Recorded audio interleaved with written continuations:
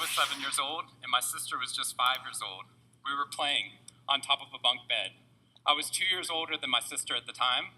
I mean, I'm 2 years older than her now, but at the time that meant she had to do everything that I wanted to do, and I wanted to play war. So we were up on top of our bunk beds, and on one side of the bunk bed, I had put out all my G.I. Joe soldiers and weaponry, and on the other side were all my sister's Milos and ponies and ready for a cavalry charge. There are differing accounts of what actually happened that afternoon, but since my sister is not here with us today, let me tell you the true story. Which is my sister is a little bit on the clumsy side, and somehow, without any help or push from her older brother at all, suddenly Amy disappeared off the top of the bunk bed and landed with us crash on the floor.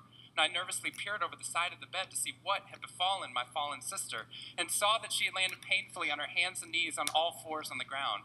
I was nervous because my parents had charged me with making sure that my sister and I played as safely and as quietly as possible. And seeing as how I had accidentally broken Amy's arm just 1 week before,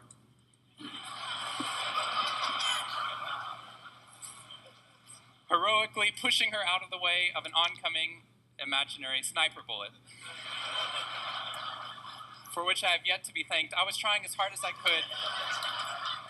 She didn't even see it coming. I was trying as hard as I could to be on my best behavior, and I saw my sister's face this wail of pain and suffering and surprise, threatening to erupt from her mouth and threatening to wake my parents from the long winter's nap for which they had settled. So I did the only thing my little frantic 7-year-old brain could think to do to avert this tragedy. If you have children, you've seen this hundreds of times before. I said, Amy, wait, don't cry, don't cry. Did you see how you landed? No human lands on all fours like that. Amy, I think this means you're a unicorn. Now that was cheating because there's nothing in the world my sister would want more than not to be Amy the hurt 5-year-old little sister, but Amy the special unicorn. Of course, this was an option that was open to her brain at no point in the past, and you could see on my poor, manipulated sister's face conflict. As her little brain attempted to devote resources to feeling the pain and suffering surprise she just experienced, or contemplating her newfound identity as a unicorn. And the latter won out. Instead of crying, instead of ceasing our play, instead of waking my parents with all the negative consequences that would have ensued for me, instead, a smile spread across her face, and she scrambled right back up onto the bunk bed with all the grace of a baby unicorn. With one broken leg. What we stumbled across at this tender age of just 5 and 7, we had no idea at the time, was something that was going to be at the vanguard of a scientific revolution occurring 2 decades later in the way that we look at the human brain. What we had stumbled across is something called positive psychology, which is the reason that I'm here today and the reason that I wake up every morning.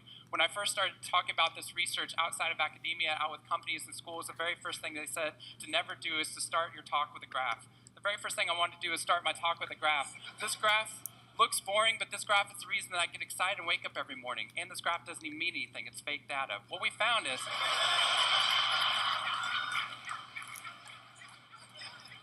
if I got this data back studying you here in the room, I would be thrilled because there's very clearly a trend that's going on there, and that means that I can get published, which is all that really matters.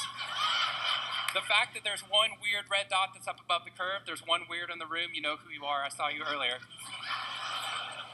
That's no problem. That's no problem, as most of you know, because I can just delete that dot. I can delete that dot because that's clearly a measurement error, and we know that's a measurement error because it's messing up my data. So one of the very first things that we teach people in economics and statistics and business and psychology courses is how, in a statistically valid way, do we eliminate the weirdos? How do we eliminate the outliers?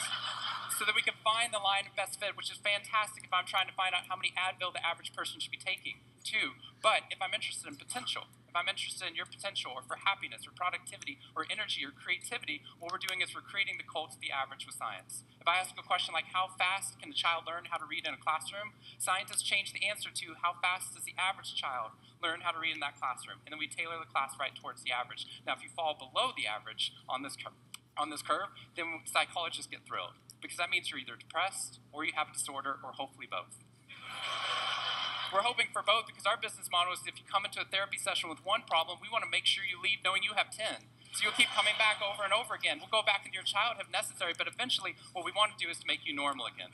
But normal is merely average. And what I posit and what positive psychology posits is that if we study what is merely average, we will remain merely average.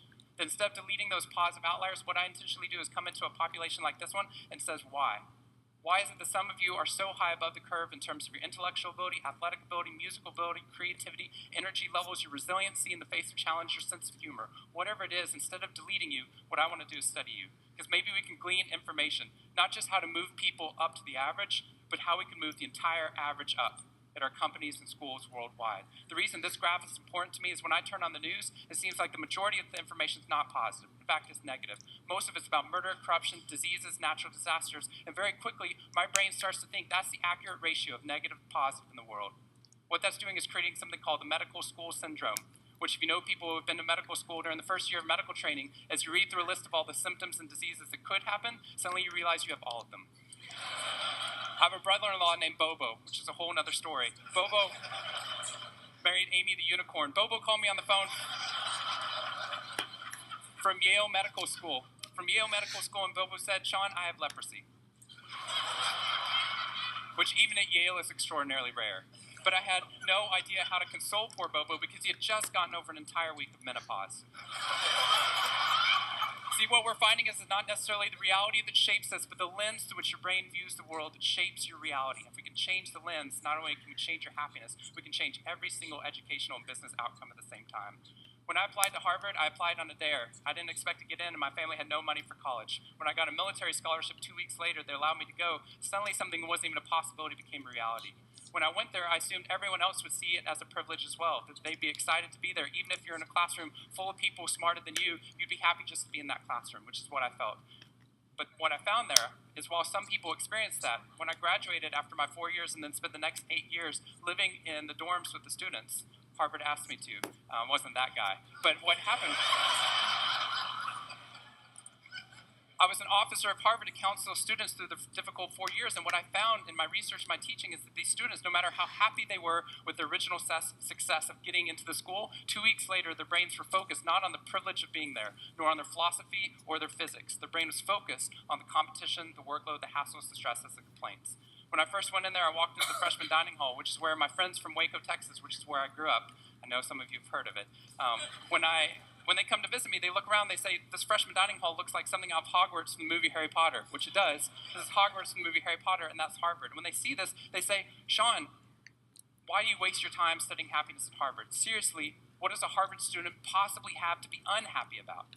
Embedded within that question is the key to understanding the science of happiness. Because what that question assumes is that our external world is predictive of our happiness levels, when in reality, if I know everything about your external world, I can only predict 10% of your long-term happiness. 90% of your long-term happiness is predicted not by the external world, but by the way your brain processes the world.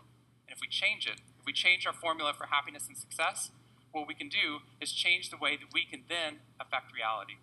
What we found is that only 75% of job successes, only 25% of job successes are predicted by IQ. 75% of job successes are predicted by your optimism levels, your social support, and your ability to see stress as a challenge instead of as a threat. I talked to a boarding school up in New England, probably the most prestigious boarding school, and they said, we already know that. So every year, instead of just teaching our students, we also have a wellness week, and we're so excited. Monday night, we have the world's leading expert coming in to speak about adolescent depression. Tuesday night is school violence and bullying.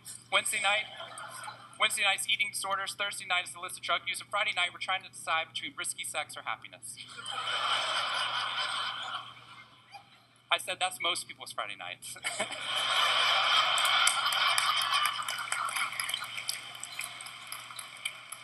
Which I'm glad you liked, but they did not like that at all. Silence on the phone. And into the silence, I said, I'd be happy to speak to your school, but just so you know, that's not a wellness week. That's a sickness week. What you've done is you've outlined all the negative things that can happen, but not talked about the positive. The absence of disease is not health. Here's how we get to health. We need to reverse the formula for happiness and success. In the past 3 years, I've traveled to 45 different countries, working with schools and companies in the midst of an economic downturn. And what I found is that most companies and schools follow a formula for success, which is this: if I work harder, I'll be more successful. And if I'm more successful, then I'll be happier. That undergirds most of our parenting styles, our managing styles, the way that we motivate our behavior. And the problem is, it's scientifically broken and backwards for 2 reasons. First, every time your brain has a success, you just change the goalpost of what success looked like. You got good grades, now you have to get better grades. You got into a good school, now you have to get a better school. You got a good job, now you have to get a better job. You hit your sales target, we're going to change your sales target. And if happiness is on the opposite side of success, your brain never gets there. What we've done is we've pushed happiness over the cognitive horizon as a society. And that's because we think we have to be successful, then we'll be happier. But the real problem is our brains work in the opposite order. If you can raise somebody's level of positivity in the present, then their brain experiences what we now call a happiness advantage, which is your brain at positive performs significantly better than it does at negative, neutral, or stressed. Your intelligence rises, your creativity rises, your energy levels rise. In fact, what we found is that every single business outcome improves. Your brain at positive is 31% more productive than your brain at negative, neutral, or stressed. You're 37% better at sales. Doctors are 19% faster, more accurate at coming up with the correct diagnosis when positive instead of negative, neutral, or stressed, which means we can reverse the formula. If we can find a way of becoming positive in the present, then our brains work even more successfully, as we're able to work harder, faster, and more intelligently. What we need to be able to do is to reverse this formula so we can start to see what our brains are actually capable of. Because dopamine, which floods into your system when you're positive, has two functions. Not only does it make you happier, it turns on all of the learning centers in your brain, allowing you to adapt to the world in a different way. We found that there are ways you can train your brain to be able to become more positive. In just a 2-minute span of time, done for 21 days in a row, we can actually rewire your brain, allowing your brain to actually work more optimistically and more successfully. We've done these things in research now in every single company that I've worked with, getting them to write down 3 new things that they're grateful for 21 days in a row, 3 new things each day. And at the end of it, their brain starts to retain a pattern of scanning the world not for the negative, but for the positive first. Journaling about one positive experience you've had over the past 24 hours allows your brain to relive it. Exercise teaches your brain your behavior matters. We find that meditation allows your brain to get over the cultural ADHD that we've been creating by trying to do multiple tasks at once, and allows our brains to focus on the task at hand. And finally, random acts of kindness or conscious acts of kindness. We get people, when they open up their inbox, to write one positive email praising or thanking somebody in their social support network.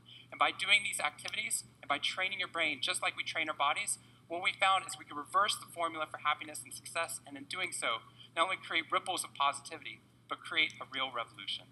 Thank you very much.